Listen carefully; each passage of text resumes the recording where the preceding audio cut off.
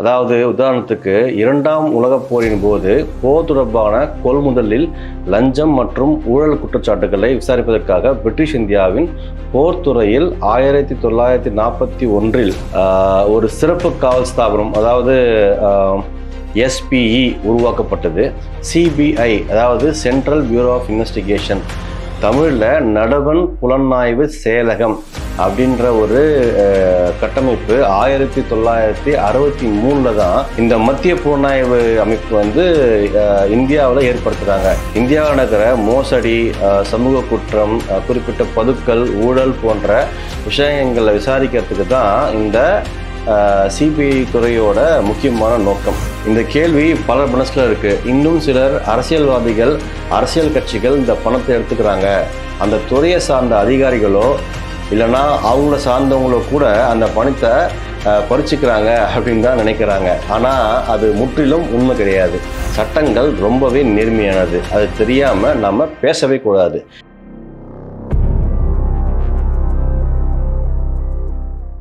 கடந்த சில மாதங்களாக தேர்தலையும் தாண்டி அதிகமா நம்ம கேட்ட வார்த்தை CBI, அமலாக்கத்துறை, வருமான வரித்துறை. இது தொடர்பான கேள்விகளுக்கு நம்முடன் இணைந்திருப்பது சமூக ஆர்வலர் மற்றும் உயர்நீதிமன்ற வழக்கறிஞர் டாக்டர் B. தனசேகர் அவர்கள். வணக்கம் சார். அனைவருக்கும் வணக்கம். CBI, அமலாக்கத்துறை, வருமான வரித்துறை, இவங்கெல்லாம் யாரு சார்? இவங்களை பத்தி உங்க கருத்து என்ன? இந்த மூன்று துறையும் மத்திய அரசு கீழே மக்களின் நலன் காக்க ஏற்படுத்தப்பட்ட துறைகள் தான். ஆனால் இவங்களுக்கு வழங்கப்பட்டுள்ள அதிகாரம் மற்றும் விதிமுறைகள் மட்டும் கொஞ்சம் மாறும். அதாவது உதாரணத்துக்கு இரண்டாம் உலகப் போரின் போது போர் தொடர்பான கொள்முதலில் லஞ்சம் மற்றும் ஊழல் குற்றச்சாட்டுகளை விசாரிப்பதற்காக பிரிட்டிஷ் இந்தியாவின் போர்த்துறையில் 1941 ஒரு சிறப்பு காவல் ஸ்தாபனம், அதாவது SPE உருவாக்கப்பட்டது. பின்னர் டெல்லி சிறப்பு காவல் ஸ்தாபன DSPI சட்டம் 1946 மூலமாக இந்திய அரசோடைய பல்வேறு பிரிவுகளில் ஊழல் குற்றச்சாட்டுகளை விசாரிக்க இந்திய அரசாங்கத்தின் ஒரு நிறுவனமாக இது முறைப்படுத்தப்பட்டது.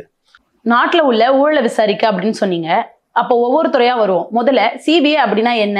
CBI, அதாவது சென்ட்ரல் பியூரோ ஆஃப் இன்வெஸ்டிகேஷன், தமிழில் நடுவண் புலனாய்வு செயலகம் அப்படின்ற ஒரு கட்டமைப்பு 1963 தான் இந்த மத்திய புலனாய்வு அமைப்பு வந்து இந்தியாவில் ஏற்படுத்துகிறாங்க.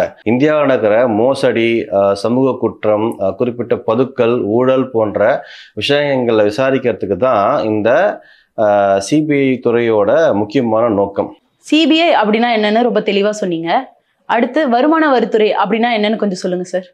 ஓகே, வருமான வரித்துறை அப்படிங்கிறது இந்திய அரசாங்கத்தோட நேரடி வரி வசூலை மேற்கொள்ளும் ஒரு அரசு நிறுவனம். வரி தொடர்பாக நடக்கும் குற்றங்களுக்கு எதிராக வருமான வரித்துறை நடவடிக்கை எடுக்கும். யார் அதை மீறுறாங்களோ, வரியை செலுத்தாமல் இல்லைன்னா வரியை வந்து தப்பான கணக்கு காட்டி பண்ணும்போது இந்த வருமான வரித்துறை வந்து தக்க நடவடிக்கை எடுப்பாங்க. அப்போ அமலாக்கத்துறை அப்படின்னா என்ன சார்? வருமான வரித்துறை மாதிரியே தான் அமலாக்கத்துறையுமே மத்திய அரசு கீழே உள்ள ஒரு அமைப்பு தான். இந்தியாவில் பொருளாதார சட்டங்களை அமுல்படுத்துவதற்கும் பொருளாதார குற்றங்களை எதிர்த்து போராடுவதற்குமான பொறுப்புகள் இந்த அமலாக்கத்துறைக்கு உண்டு. CBI, அமலாக்கத்துறை, வருமான வரித்துறை, அதை பத்தி நீங்க ரொம்ப எளிமையா எங்களுக்கு அழகா விளக்குனீங்க. இது மூணுத்துல பவர் எதுக்கு அதிகமா இருக்கு அப்படின்னு கொஞ்சம் சொல்ல முடியுமா? மூணு துறையுமே அதிகமான பவர் இருக்கக்கூடிய துறை தாங்க. மூணு துறைக்குமே தனித்தனியான திட்டங்கள், சட்டங்கள் இருக்கும்.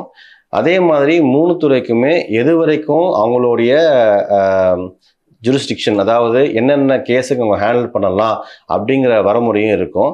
அவங்க எல்லைக்கு உட்பட்ட கேஸுகளில் அவங்களுக்கு பவர் அதிகம்தான். அவங்க எந்த மாதிரியான கேஸை கையாளுறாங்க அப்படிங்கிற விஷயம் இருக்குது. அதுதான் முடிவு பண்ணோம் யாருக்கு பவர் அதிகம் அப்படின்ற ஒரு விஷயத்த. உதாரணத்துக்கு ஒரு அந்நிய செலவாணி தொடர்பான வழக்கை CBI விசாரிச்சா அதோட பவர் அந்த விஷயத்தை பொறுத்த வரைக்கும் கம்மி. அதையே ஒரு அமலாக்கத்துறை விசாரிச்சா அந்த கேஸில் அதோடைய பவர் மிக அதிகம். இந்த மூணு துறைக்கும் தனித்தனி சட்டம், திட்டம் இருக்கு அப்படின்னு நீங்க சொன்னீங்க. இந்த மூணு துறையும் எப்படி செயல்படுறாங்க, அதை பத்தின உங்களோட கருத்து என்ன? இந்த 3 துறையுமே செயல்படுற விதத்தை பார்த்தீங்கன்னா, அந்த 3 துறைக்குமே தனித்தனி சட்டங்கள், வரைமுறைகள் இருக்கு. அதுக்கு உட்பட்டு தான் செயல்படுவாங்க. இப்போ சிபிஐ எடுத்துக்கிட்டோம்னா, அவங்க பணம் தொடர்பான வழக்கு மட்டும் இல்லை, எந்த விதமான பிரச்சனை தொடர்பான வழக்கையும் விசாரிக்க முடியும். அது கொலை, கொள்ளை, ஊழல், மோசடி, இப்படி எதுவாக வேணாலுமே இருக்கலாம். அடுத்ததாக வருமான வரித்துறை எடுத்துக்கிட்டா, இந்த அமைப்பு முழுக்க முழுக்க வருமான ஊழல், இல்லை வரி தொடர்பான ஊழல், இல்லை வரி தொடர்பான குற்றங்கள், வரியை குறைச்சி காட்டுறவங்க மேலே நடவடிக்கை எடுக்கிறதுக்கு உண்டான ஒரு அமைப்பாக செயல்படும். இதுவே அமலாக்கத்துறையோடைய செயல்பாடை பார்த்திங்கன்னா, வெளிநாட்டு பண பரிவர்த்தனை மேலாண்மை சட்டம் மற்றும் தப்பியோடைய பொருளாதார குற்றவாளிகள் சட்டம், இந்த மாதிரி சட்டங்கள் அமுல்படுத்தும். நாட்டில் இருக்கும் கருப்பு பணத்தை ஒழிப்பது தான் இவங்களுடைய தலையாய கடமையா வச்சிருக்காங்க. 3 துறையும் எப்படி செயல்படுறாங்க அப்படின்னு ரொம்ப தெளிவா சொன்னீங்க. இந்த 3 துறையும் தனிச்சு செயல்படுறாங்களா இல்ல அரசு சொல்றதை கேட்டு செயல்படுறாங்களா? இவங்க மத்திய அரசுக்கு கீழே இருக்கிற துறைகளாக இருந்தாலுமே இவங்களுக்குன்னு ஒரு தனி சட்டம் இருக்கிறதுனால இவங்க மத்திய அரசோட கட்டுப்பாட்டில் வரமாட்டாங்க. இவங்களுக்குன்னு என்னென்ன சட்ட விதிமுறைகள் சொல்லப்பட்டு இருக்கோ அதனுடைய அடிப்படையில் தான் இவங்க செயல்படுவாங்க. அப்போ இவங்க மத்திய அரசுக்கு ரிப்போர்ட் பண்ண மாட்டாங்களா சார்? ஆப்வியஸ்லி மத்திய அரசுக்கு தகவல் அனுப்புவாங்க, ஒன்லி இன்ஃபர்மேஷன் தான். ஆனால் அவங்க சொல்றதை கேட்டு நடக்க மாட்டாங்க. இந்த 3 அமைப்புமே நீதிமன்றங்களுக்கு தான் இறுதியாக ரிப்போர்ட்டிங் பண்ணுவாங்க. நீதிமன்றம் அளிக்கும் தீர்ப்பு தான் இவங்க விசாரித்த வழக்கோட தீர்ப்பாக இருக்கும்.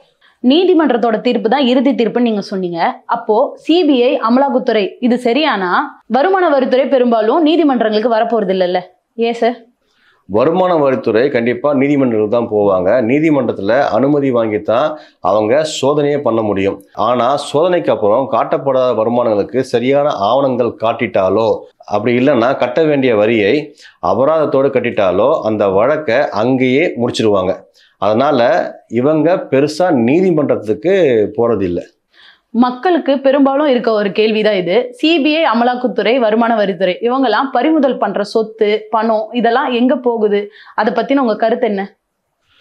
இந்த கேள்வி பல மனசுல இருக்கு. இன்னும் சிலர் அரசியல்வாதிகள், அரசியல் கட்சிகள் இந்த பணத்தை எடுத்துக்கிறாங்க, அந்த துறையை சார்ந்த அதிகாரிகளோ இல்லைன்னா அவங்கள சார்ந்தவங்களோ கூட அந்த பணத்தை பறிச்சுக்கிறாங்க அப்படின்னு தான் நினைக்கிறாங்க. ஆனால் அது முற்றிலும் உண்மை கிடையாது. அந்த மாதிரி பறிமுதல் செய்யப்பட்ட பணம் மற்றும் அதற்கான ஆவணங்களை சம்பந்தப்பட்ட துறையோடைய நீதிமன்றத்தில் சமர்ப்பிச்சிடுவாங்க. நீதிமன்றம் அனுமதி கொடுத்த பிறகுதான் அந்த பணத்தையே வங்கியை டெபாசிட் பண்ணுவாங்க. அங்கிருந்து அந்த பணம் அரசு கருவூலத்துக்கு போகும். இதுதான் நடைமுறை. இதில் இருந்து ₹1 கூட ஒருத்தர் கூட எடுக்க முடியாதுங்க. இதுவுமே அந்த பண தொடர்பான வழக்கில் நீதிமன்றம் தீர்ப்பு கொடுத்து அந்த தீர்ப்புல குற்றம் நிரூபிக்கப்பட்டு சம்பந்தப்பட்டவருக்கு தண்டனை கொடுத்தா மட்டும்தான் அந்த பணத்தை அரசு கருவூலத்துக்கு மாற்ற முடியும்.